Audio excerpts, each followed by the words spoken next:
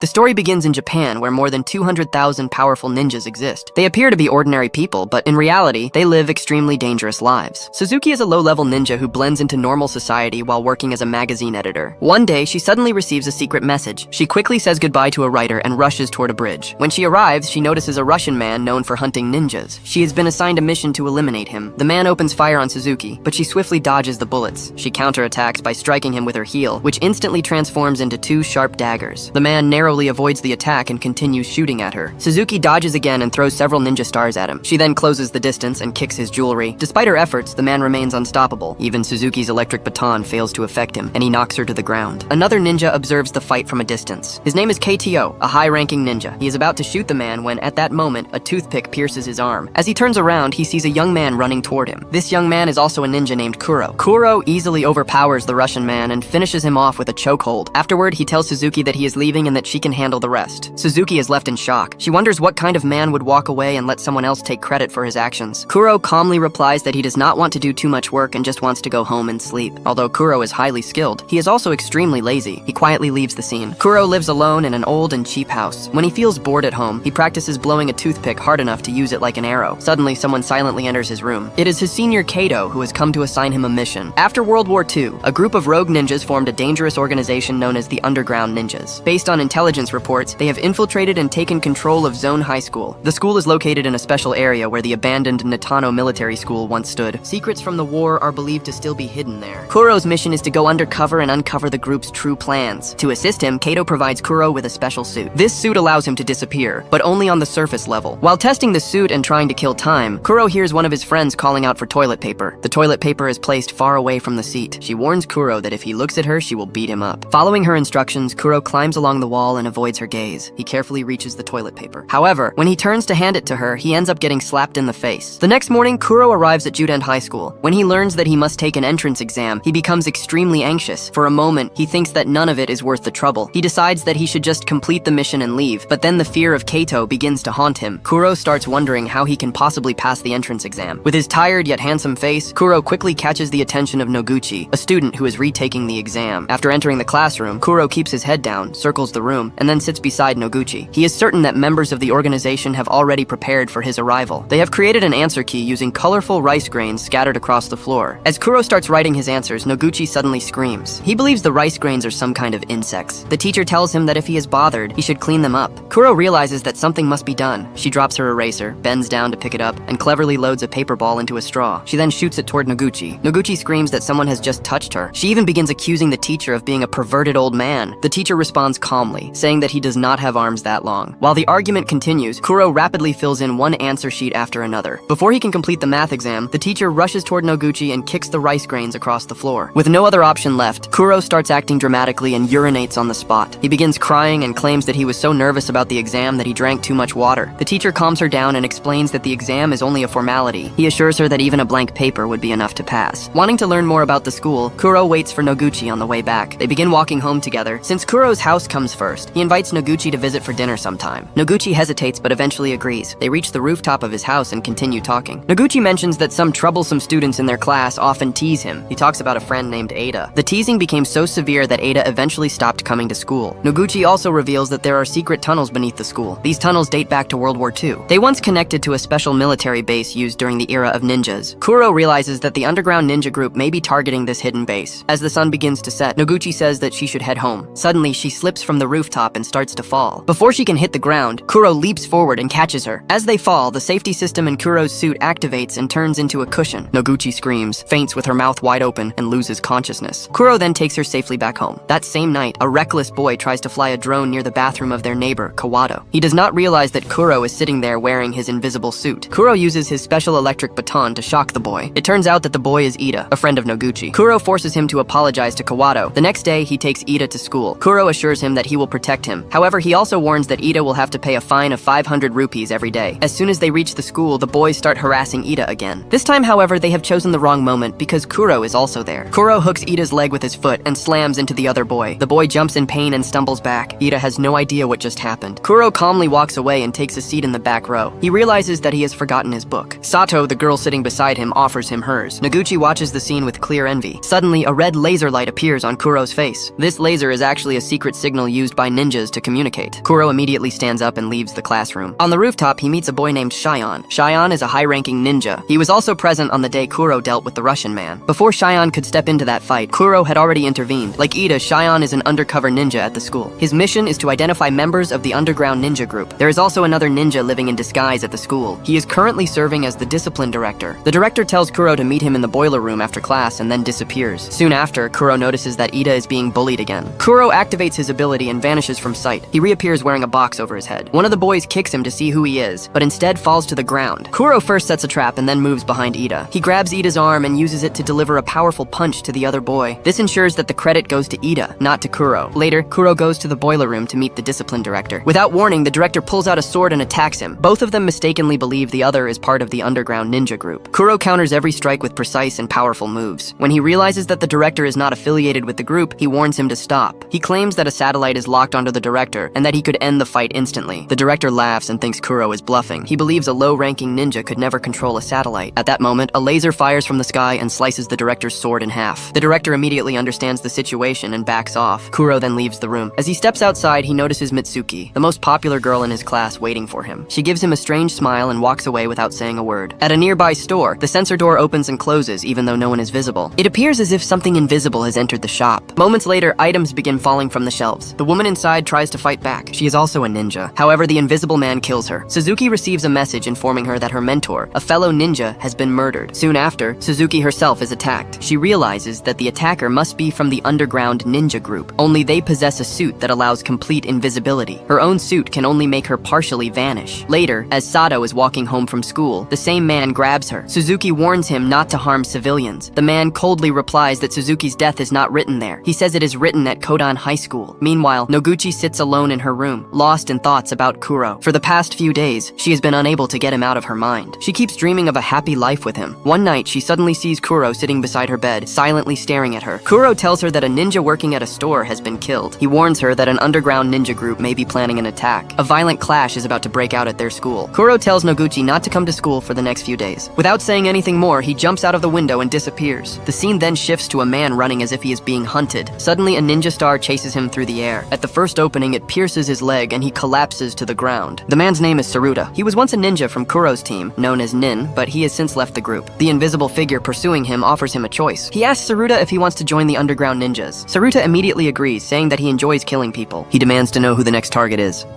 It is then revealed that the invisible ninja responsible for killing other ninjas is Saruta himself. The next morning, as a student heads to school, Saruta decapitates him with a single strike. He takes the body with him and disappears. Despite Kuro's warning, Noguchi goes to school to look for him. At the entrance, the school director notices her. Noguchi desperately explains everything Kuro told her about the school being destroyed. The director realizes that a battle is about to erupt. He hands Noguchi a ring and asks her to give it to Kuro. He urges her to find him, saying that the matter is extremely important. Shortly after, Saruta arrives inside a classroom with the student's body. Still unseen, the headless corpse suddenly drops in front of everyone. The classroom erupts into chaos. Saruta begins killing students one by one. Some manage to escape, but Saruta continues chasing them. Soon, Suzuki and Shion receive news that an underground ninja is attacking the school. Suzuki arrives and witnesses the massacre with her own eyes. She draws her wand and prepares to fight. The assassin removes his invisibility suit and takes off his mask. Suzuki recognizes him. Saruta coldly asks if she remembers him. He reminds her that when they studied at this school, he loved her deeply. He accuses her of mocking his feelings and running away. Consumed by anger and hatred, Saruta shows no mercy. The two clash in a brutal fight. Suzuki gains the upper hand and moves close to victory. However, she fails to realize that Saruta's suit can absorb lightning attacks. Because of this, her wand has no effect on him. Just as Suzuki is about to be defeated, a man crashes through the glass. It is the same high-ranking ninja. Saruta immediately understands the situation. Facing him, Saruta knows he stands almost no chance. That is why he puts on his mask and quietly disappears. However, Kaido has no trouble dealing with this. He slashes his own arm at lightning speed and throws his blood towards Saruta. The blood stains Saruta's suit and reveals his invisible body. Kaito immediately attacks Saruta with his sword. Saruta's advanced suit suddenly inflates like a balloon and blocks the strike. Taking advantage of the moment, Saruta manages to escape. Meanwhile, Noguchi continues searching for Kuro. She suddenly runs into a panicked Ida. Ida tells her that he, Kuro, and another boy went into the tunnel area. There is a rumor that a hidden passage leads to an underground bunker. Ida explains that he and the other boy were too afraid to go inside. Now he is worried that Kuro may be in danger. At the same time, Kuro encounters a girl inside the tunnels. She is Mitsuki, the one who planned everything from the beginning. Mitsuki is far more powerful than Kuro ever imagined. imagined. Kuro throws a bomb at her in an attempt to stop her. Moments later, she is seen hanging from the wall by a single finger. Kuro then throws 2 high-voltage cables at her. She catches them with her bare hands as if electricity has no effect on her. Elsewhere in the school, Saruta continues wandering through the corridors. Suddenly, Shion appears in front of him. Shion draws his sword and begins confronting Saruta with incredible speed and skill. He cleverly scatters broken glass across the floor. This allows him to track Saruta's movements by sound. Even his teddy bear helps pinpoint Saruta's exact location. Shion manages to pin Saruta against a wall. Saruta would have been killed by a satellite strike within seconds. However, he escapes at the very last moment. Shion chases Saruta and catches up with him on the rooftop. He delivers a powerful sword strike, but only Saruta's empty suit remains behind. Saruta suddenly attacks Shion from behind. Shion tries to evade the surprise assault, but his sword snaps in half. Although Shion is the more skilled fighter, the underground ninjas possess superior weapons. During the struggle, Shion suffers a critical wound to his shoulder. Wounded and terrified, he can only defend himself with half of his broken sword. He is on the verge of defeat. At that moment, Kaido arrives and turns the situation around. He drives his sword straight through Saruta's body. Saruta's rampage finally comes to an end. Kaido saves Shion's life. Deep inside the tunnels, Kuro is losing his fight. He realizes that defeating Mitsuki is nearly impossible due to her overwhelming power. Still, Kuro wants to understand her true motive. He asks why she is doing all of this. Mitsuki finally reveals the truth. She deliberately spread false information to lure all the ninjas to the school. This allowed them to activate the laser satellite and locate its position. By hacking the data, they managed to pinpoint the satellite. Now one of their allies has already reached it. One of their special suits is even capable of functioning in space. As Mitsuki launches another deadly attack, Kuro struggles to defend himself. He barely withstands her immense strength. In reality, he is only buying time. He is waiting for his friends to arrive and save him. Just then, Noguchi arrives with Ida. Noguchi gives Kuro the ring that the discipline director told her to deliver. Kuro activates the ring and extends its antenna. At that moment, a drone arrives carrying a sword. Kuro grabs the sword, kicks Mitsuki into a cloud of dust, and looks for an opening. Soon, the two face each other in a fierce confrontation. Kuro quickly realizes that attacking Mitsuki head-on is a mistake. He understands that he must dodge and strike suddenly. His vanishing suit proves useless because it only hides his upper body. Even after activating it, Mitsuki can still see him clearly. Kuro keeps questioning how long he can survive fighting like this. Each attempt ends with him being overpowered. In the end, he accepts that he cannot win through normal means. Kuro realizes there is only one way to defeat Mitsuki. He launches a direct assault using a powerful technique. Putting his own life at risk, he charges forward without hesitation. Kuro's sword pierces straight through Mitsuki. At the same time, Mitsuki's blade strikes Kuro. Kuro forces Mitsuki back and she pulls the sword out. Mitsuki collapses to the ground. Kuro has reached his physical limit. Badly injured, he stumbles and falls. Noguchi rushes to him, lifts him up, and helps him escape. Meanwhile, a member of the underground ninja group infiltrates the satellite. He uploads a virus into the system and takes control of the laser network. With a single turn of the dial, the power is raised to maximum. The laser locks onto the school as its target. After expanding its output, the laser completely destroys the school. The massive explosion sends violent tremors through the underground bunker. The bunker begins to collapse, and the exit is far away. Noguchi and Kuro try to escape, but Kuro is critically injured. Fearing that he will not survive, Kuro removes his vanishing suit. He places it over Noguchi to protect her. Debris begins crashing down all around them. After some time, Noguchi emerges alone. She realizes that the special suit saved her life. Kuro sacrificed himself to save her and protect the world. However, at the end of the film, a final twist is revealed. Kuro's twin brother, Juro, appears for unknown reasons. He comes to meet Noguchi, leaving the story on a mysterious note. If you enjoyed the video, please like it and subscribe to the channel. See you in the next video.